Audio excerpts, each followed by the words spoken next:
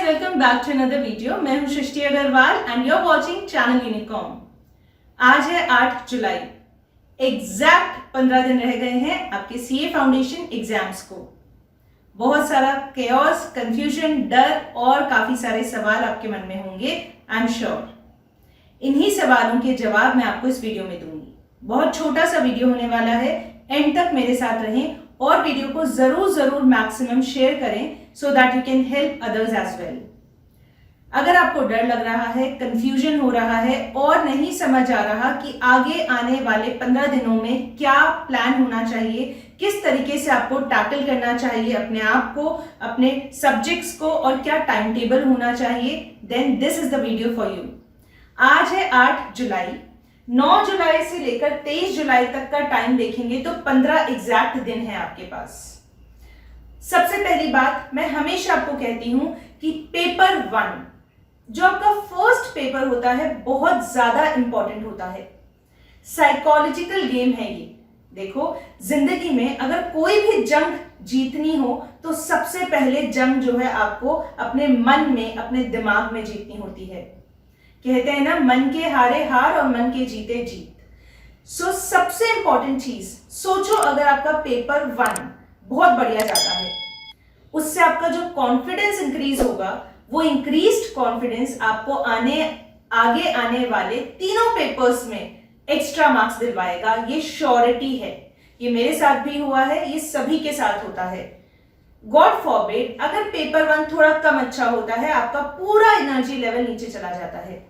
So there is a impact for sure. इसलिए please एक बात का ध्यान रखें, ऐसा ना हो कि 20, 21, 22 तारीख आ गई, आप बाकी सब्जेक्ट्स को रिवाइज कर रहे हैं और आपको ध्यान ही नहीं है कि हमें पेपर 1 अकाउंट्स को भी ज्यादा टाइम देना है, थोड़ा ज्यादा, क्योंकि बड़ा पेपर है, ऑब्जेक्टिव नहीं है, पूरा सब्जेक्टिव पेपर है, सब्सटैंशियली इंपॉर्टेंट प्लेस रखता है ये पूरी एग्जाम साइकिल में। तो इसलिए make sure, depending upon your position, depending upon your expertise in the subject, कि भाई आप मेरे अकॉर्डिंग 19 जुलाई को पेपर 1 को उठा लें। 19, 20, 21, 22 और 23 5 days would be more than enough according to me कि आप पेपर 1 अकाउंट्स को अच्छे से रिवाइज कर पाए। इस बीच पास्ट ईयर की जो करंट आरटीपी है उसे भी देखें और पास्ट ईयर की आरटीपी को भी जरूर देख लें और प्रीवियस 2 अटेम्प्ट के क्वेश्चन पेपर्स को जरूर देखें। ये 5 दिन मेरे अकॉर्डिंग आपको पेपर फर्स्ट को देने चाहिए। पर अगर आपको एकदम श्योरिटी है कि मैम हम बहुत स्ट्रांग है अकाउंट्स में, सो यू कैन मे बी ऊपर नीचे कर सकते हो एक आध दिन को, नो प्रॉब्लम फॉर दैट, ठीक है। एक चीज को ध्यान रखें, पेपर जो होता है फर्स्ट एग्जाम किसी भी एग्जाम में बहुत मायने रखता है। इसे जरा सा भी लाइटली ना लें, बल्कि थोड़ा सा ज्यादा ही टाइम इसे दें ताकि ये पेपर आपको अच्छा जाए और एक्स्ट्रा कॉन्फिडेंस दे, आगे पूरे एग्जाम के पीरियड में आपकी स्पिरिट को हाई रखे। 19 जुलाई से 23 जुलाई तक आराम से आप इसे प्रिपेयर कर सकते हैं अकॉर्डिंग टू मी, ठीक है। तो ये तो हो गया आपका पहला पॉइंट। दूसरी बात देखो, 10 दिन बचते हैं बीच में। कैसे 10 दिन बचते हैं? 9 जुलाई से 18 जुलाई, क्योंकि मैंने आपको बोला कि 19 जुलाई से आप पेपर फर्स्ट को रिवाइज करना शुरू कर दें। 9th to 18th of July you have 10 days in your hands। तो इन 10 दिनों में आपको क्या करना है? ऑफ कोर्स पेपर 2, पेपर 3 और पेपर 4 को रिवाइज करना है। ऑर्डर क्या होगा रिवीजन का? सबसे पहले पेपर 4 को रिवाइज करो, इको बीसी के, फिर पेपर 3 और फिर पेपर 2। व्हाई? क्योंकि आप लास्ट डेज में पेपर 2 का रिवीजन करेंगे और पहले आप पेपर 2 का एग्जाम देंगे। वो बहुत ही फ्रेश रहेगा आपके दिमाग में, सारी चीजें बहुत फ्रेश होंगी। इट विल बी हेल्पफुल, ठीक है। साइंटिफिक रीजन बताया ये तो। ऑर्डर इसी तरीके से रखें, जो पेपर पहले लिखने वाले हैं उसका रिवीजन लास्ट में करें, ठीक है। फिर राइटिंग प्रैक्टिस आपको इन 10 डेज में करनी है या नहीं? देखो, अगर आपने अभी से बिल्कुल लिखना छोड़ दिया तो ट्रस्ट मी, 15 दिन बाद में जब पेन उठाओगे डायरेक्टली पेपर में, एग्जाम हॉल में बहुत दिक्कत हो जाएगी। इसलिए मैं आपको कह रही हूं, मेक श्योर अभी भी 15 दिन है। मैं देख सकती हूँ कुछ बच्चे कमेंट कर रहे हैं कि मैम बीसीआर में बहुत प्रॉब्लम है, हमें लॉ में बहुत डर लग रहा है। देखो अब भी अगर आज तक भी 8 जुलाई तक भी आपने लॉ बीसीआर की राइटिंग प्रैक्टिस नहीं की है, this is the time. I am telling you, अब भी 15 दिन में आप शॉर्ट फिक्स कर लो।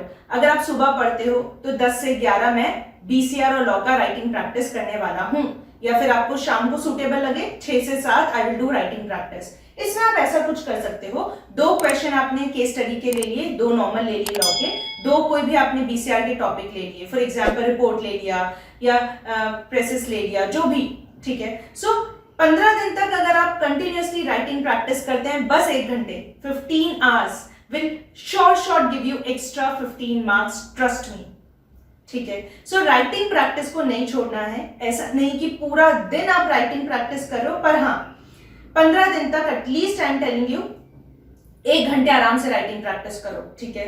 लास्ट डेज में जब अकाउंट्स रिवाइज करोगे, अकाउंट्स के भी क्वेश्चंस हाथ से निकालना, ऐसा मत करना कि आप देखे जा रहे हो and you are done, okay. उसमें आप एमटीपी, आरटीपी और प्रीवियस ईयर पेपर्स को प्रैक्टिस करोगे तो बहुत अच्छा है, सोने पे सुहागा, ठीक है, ओके। अब देखो चौथी बात, मैम टेस्ट पेपर्स लिखने हैं क्या? Yes, of course you have to write papers.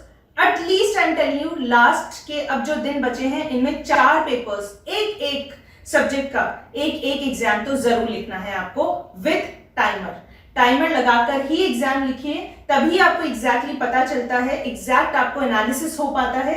So again I am telling you, you can give importance to MTPs, RTPs, previous year papers.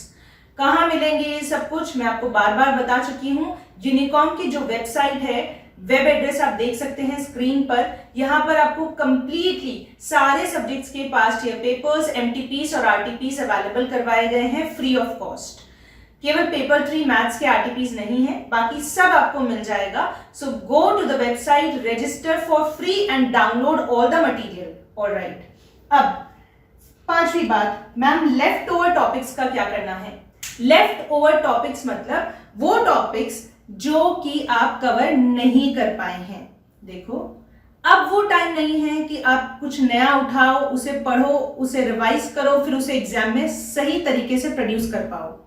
इसलिए मैं कहूंगी सब कुछ समेटने के चक्कर में जो आपके पास ऑलरेडी है वो नहीं छूटना चाहिए। सो जो भी आपने अभी तक पढ़ा है, आपने रिवाइज किया है, चाहे आप रिपीटर हैं या फ्रेशर हैं, उस पर फेथ रखो, उसे पॉलिश करो, बार बार कोशिश करो चीजों को आंखों के आगे से निकालने की, रीड करो, रिवाइज करो। जैसे इकोनॉमिक्स बीसी के है, उनमें समरी को पढ़ो, चैप्टर की समरी पढ़ो, जो क्वेश्चंस आपने मार्क किए होंगे कि ये मुझे टफ लगते हैं या मेरे गलत होते हैं, उन्हें फिर से देखो, मॉड्यूल को इंपॉर्टेंस दो। जितना ज्यादा वक्त इन 15 दिनों में आप अपने मॉड्यूल के साथ बिताएंगे, भले ही कोई भी सब्जेक्ट हो, उतना ज्यादा अच्छा आप एग्जाम में स्कोर कर पाएंगे। सो गाइज, ये थी मेरी तरफ से आपको कुछ बहुत इंपॉर्टेंट बातें जो कि मुझे लगा आपकी हेल्प कर सकती हैं। एक और चीज, अगर आप एक्स्ट्रा क्वेश्चंस रिवाइज करना चाहते हैं, अगर आपने सारे मॉड्यूल के क्वेश्चंस 3-4 बार अच्छे से सॉल्व कर लिए हैं, तो ad games is a wonderful platform. मैंने पहले भी बताया है, यहाँ पर 25,000 से ज्यादा क्वेश्चंस डिजाइन किए गए हैं, of course based on ICI pattern and keeping in mind ICI past year questions.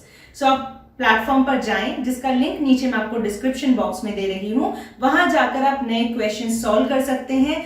Timer के साथ में वहां क्वेश्चंस को डिजाइन किया गया है क्विज फॉर्म में, तो तुरंत आपको रिजल्ट मिल जाता है और साथ साथ घड़ी चलती रहती है। सो बहुत अच्छा प्लेटफॉर्म है, अपने फ्रेंड्स को भी आप बता सकते हैं, कॉम्पीट कर सकते हैं फ्रेंड्स के साथ, लोगों के साथ ग्लोबल लेवल पे। So you can try ad games for sure. And now अगर आपको चैप्टर 4 इकोनॉमिक्स के, चैप्टर 5 इकोनॉमिक्स के डिटेल्ड नोट्स चाहिए, मैंने वेबसाइट पर अपलोड कर दिए हैं। मैं जल्द ही कल से पूरी कोशिश करूंगी आपके लिए फ्रेश रिवीजन लेक्चर्स लेकर आने की।